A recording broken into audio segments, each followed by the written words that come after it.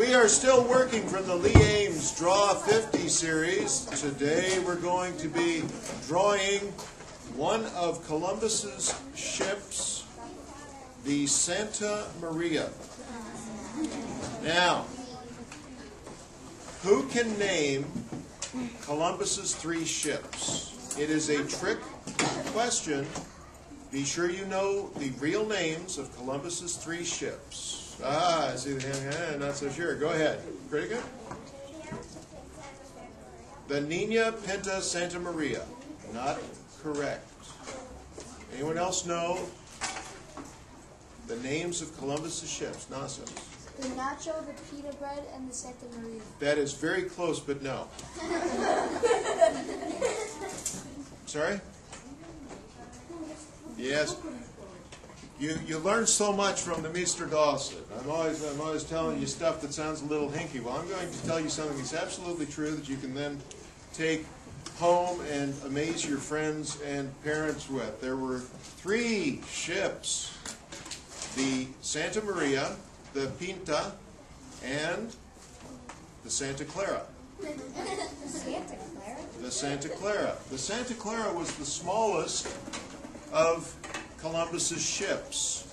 What is Spanish for little girl?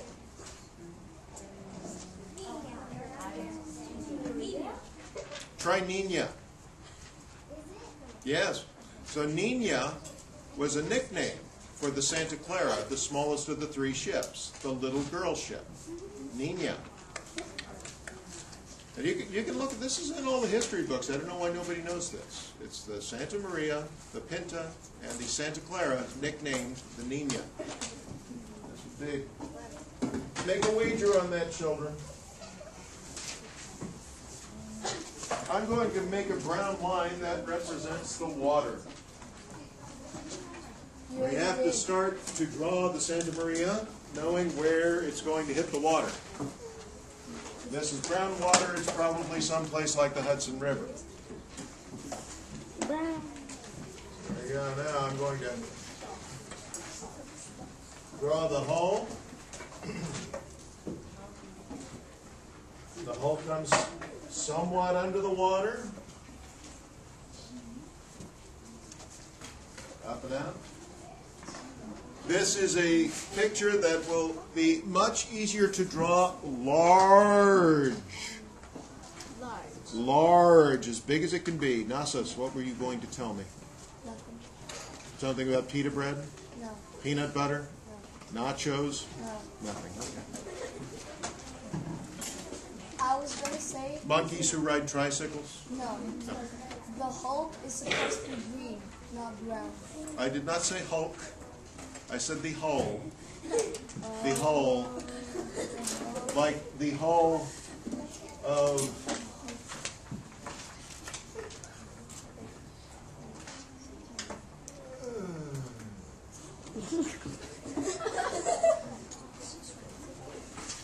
sunflower seed. The whole hull. Now, foreshorten this quite a bit here, chillins, because if you don't foreshorten it enough, then you have too much inside of the ship to draw, and we don't want to draw the inside of the ship in this case. We want to do the outside, right? Tell me I'm right. It makes me feel happy. No, wrong. Thank you. Thank you. Bless your hearts. All right. So we got this lippy thing coming out the front here. One of the things you'll notice that Lee Ames does habitually is draw where things start and where things end, and then he puts a line in between them. And that's a clever way to get things in the right place.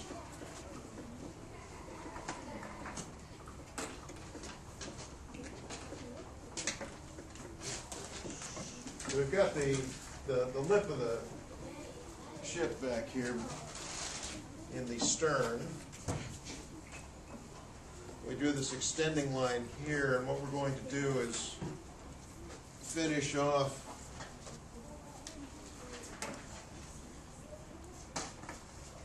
follow that curve without actually connecting it there. That's kind of showing us where the hull of the ship is going to curve is all.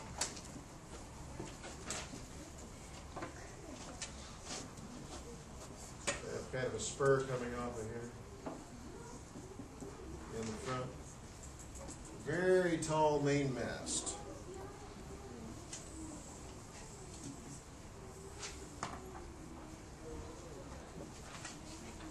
Now we have to use rat lines, of course. But in fact, the straighter our rat lines are, the more authentic it will look. So I do encourage you to work as straight as you can without obsessing on it. I don't want anybody to have an ulcer trying to get their lines straight. The only people who have to get their lines straight in this class are the people who are going to be in the school play. They must get their lines straight. Very funny. Thank you. It was a joke and I mean it. I'm standing by it.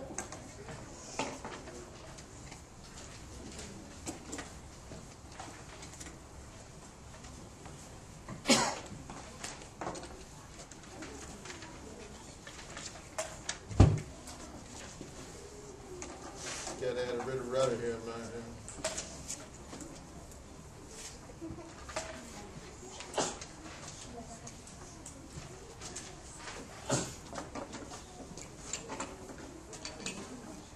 So you see what we're doing here. Pay attention to the way we're putting this ship together. We're putting in the rigging, then we're going to add the ropes, then we're going to put the sails on. Now, it's almost as if we were building a real ship, isn't it? That's what you would do if you were building one in real life.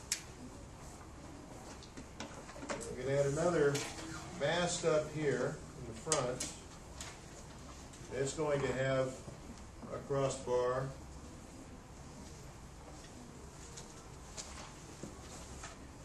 A little one coming off the spur in the front.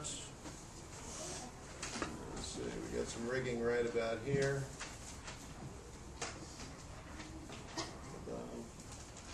Got a crow's nest.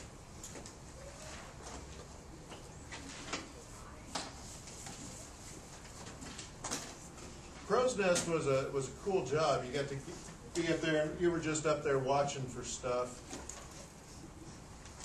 But it was also a very dangerous job. It's dangerous climbing up there, dangerous climbing down, dangerous sitting up there, and the boat's rocking. Every time the boat rocks a little bit, if you're on the deck of the boat, you're going to go, oh, oh. Up there at the top of the crow's nest is, whoa, back and forth. But when you were up there, you were not swabbing. So people liked the fact they did not have to swab the deck when they were up in the crow's nest. Every job has its pros and cons. Many of the people who worked on the ships in those days were cons. Mr. Dawson, Mr. Dawson. wouldn't you throw up more if you were up there? Oh, yeah. They were hurling chunks left and right, I'm sure.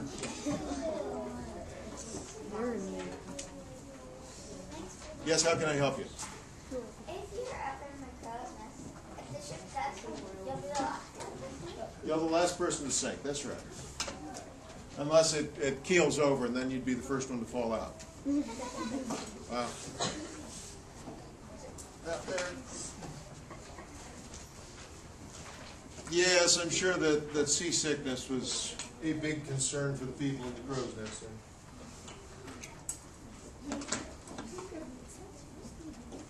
All right, so let's throw down some rope, shall we? We shall.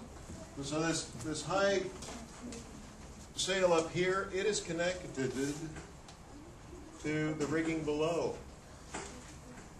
And then this one is connected all the way down, like so. There's all kinds of ropes and rigging coming off the side of our ship.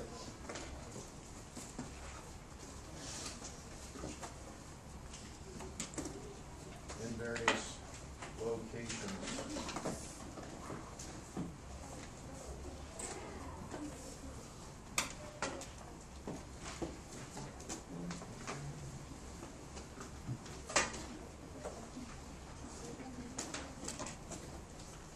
throw them in there anywhere they look good.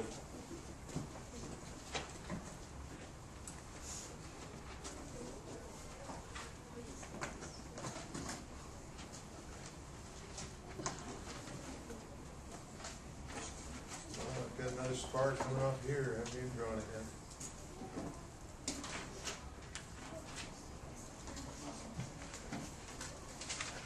So those are the ropes coming down off of the rigging.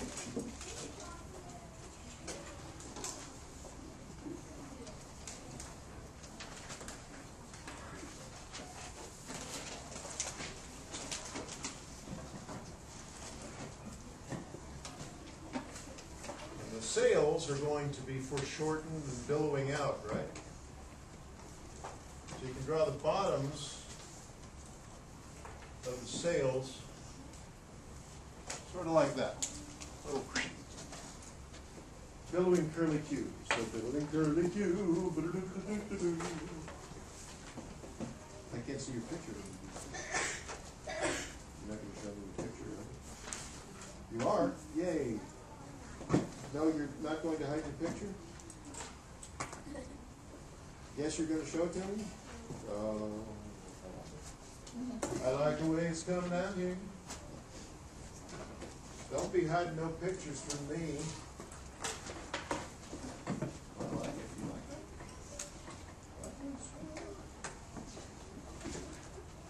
it? We knew you would.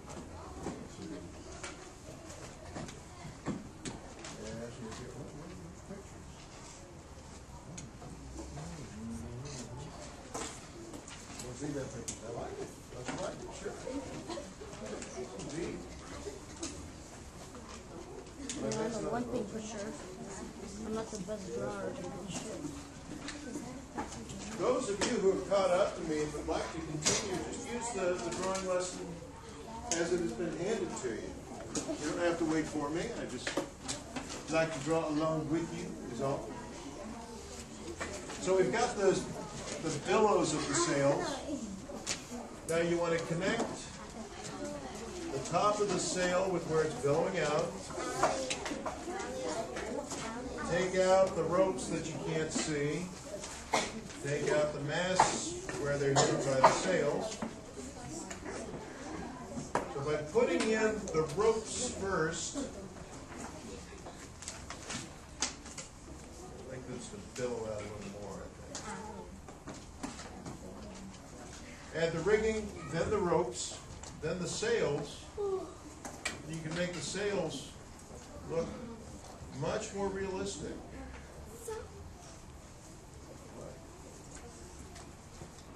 Just hide the things that you can't see because they're covered by the sails. There's going to be some shadow here on the backs of the sails. That's fine.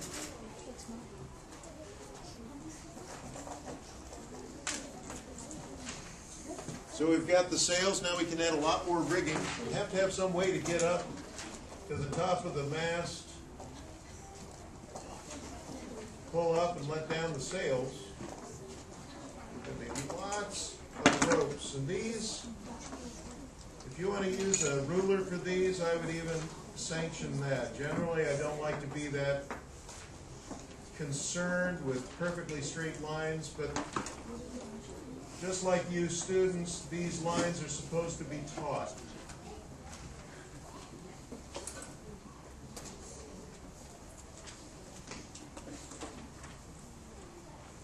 So feel free, children, to use the rulers if you have one handy and you would like these lines to be nice and straight. But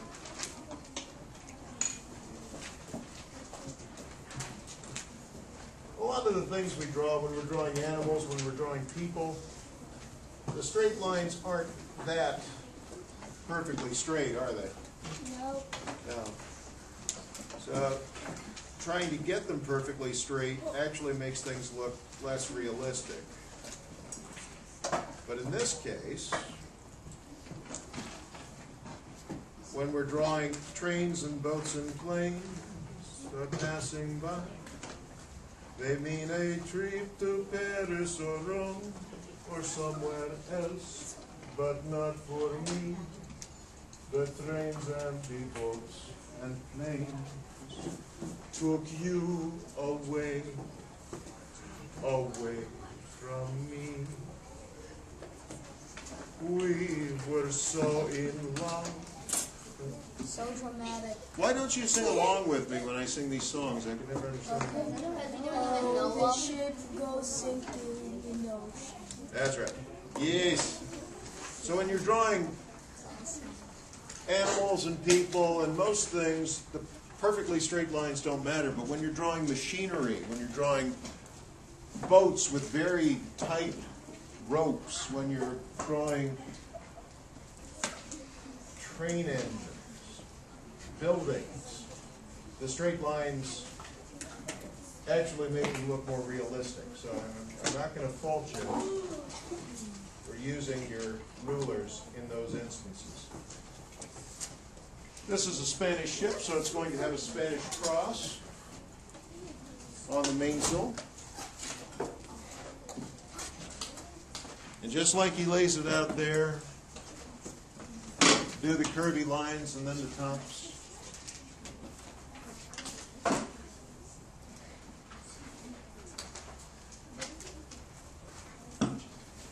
He doesn't fill it in, but I would.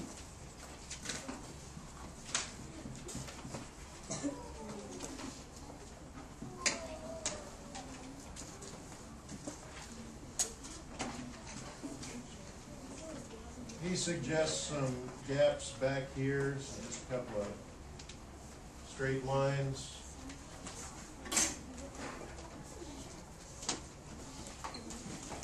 There's a hole in the front with a little line where the anchor comes off of.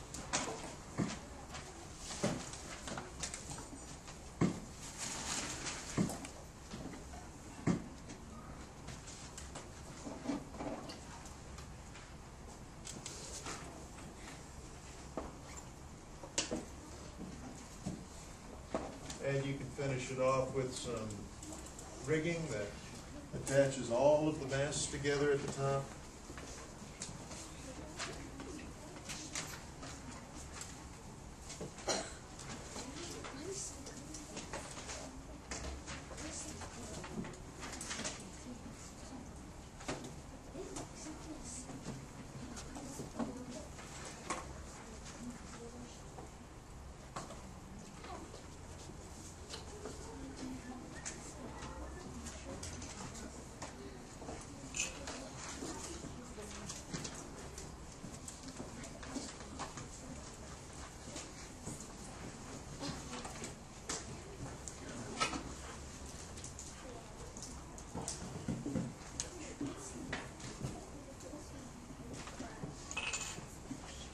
There you have it, kids. You can keep adding details to it. You can put little pirates in there. Well, sailors, they weren't pirates. Well, it depends on who you talk to, I suppose.